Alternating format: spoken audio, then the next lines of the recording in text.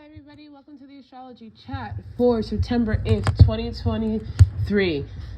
Take a deep breath because the keys to today are going to lead you down one or two roads. If you listen, you will still have a very deep and emotional day, but maybe with less fallout. And if you don't, you're going to wonder why you flew off the handle and now everything is burning. So the keys for today with this moon in Cancer is to let yourself be honest about what you're feeling. Let yourself remember your past without romanticizing it, allowing yourself to look at where you've come from and what you've been through and say, I can move forward. Don't deny what you feel. Don't deny the things that are harder. Don't deny that you have a heart, that you have empathy, that you have been hurt. But do allow yourself to take these harder moments that have happened and transcend through the lesson of your ability to survive and to grow. And I am not a fan of, what doesn't kill you makes you stronger. What doesn't kill you traumatizes you. And so the moon in Cancer has this beautiful ability for you to be able to feel your feelings and to be aware of what needs to be changed and what needs to be nurtured and what needs to be mothered.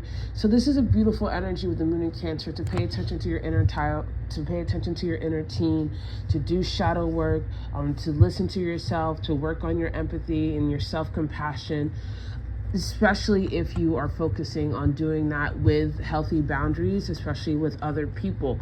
And I say this because we have the moon in Cancer. We woke up to the moon in Cancer, and the moon in Cancer is all about your feelings. It's about your emotions. This is the house of the moon. This is about your past. This is about the things that root you in the unseen, because the fourth house is below the horizon line in astrology. So this is about those secret roots. And this is a day where you can tend to the garden, right? Tend to your emotional garden and pull out some weeds and filter out some things and start harvesting your wins and letting go of your losses. And I say this because we have the moon making a trine to Saturn in retrograde. So there's this ability to be very mature and very realistic, but not necessarily in a pragmatic way about what you've been feeling and what you've gone through.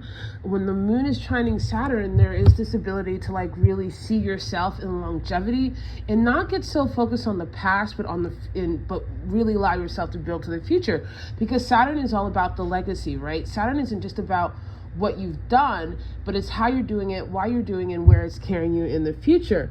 And we do also have a sextile to Mercury retrograde that'll perfect later in the night. So there's this ability to really look at your words and review your words and review the structure around your design in your life and make necessary adjustments. But we also have a semi-square to both Jupiter and Uranus. And so this is where there's going to be this very charged feeling in the air. Both Jupiter and Uranus are now in retrograde. So you're going to remember things from your past, and it's going to make you want to do something, right? You might want to call that person and tell them off. Maybe that's not the best thing, especially if you're no contact. Use this as an opportunity to write it down, journal it out, do shadow work, let yourself release it, especially since we have the moon making a square to Mars. And that, honeys, is a hot aspect, right? This is where you just have that passion and you have that drive and you want to get it done and you want to say what you want to say. And I'm not telling you not to say it. I'm just making sure that you say it in a way that actually heals you and doesn't start more drama. So what needs to be said, say it. But make sure you're saying it at least to yourself if the other person won't hear it, and let yourself deal with that and grow. And so we also have a beautiful Sun trine Jupiter.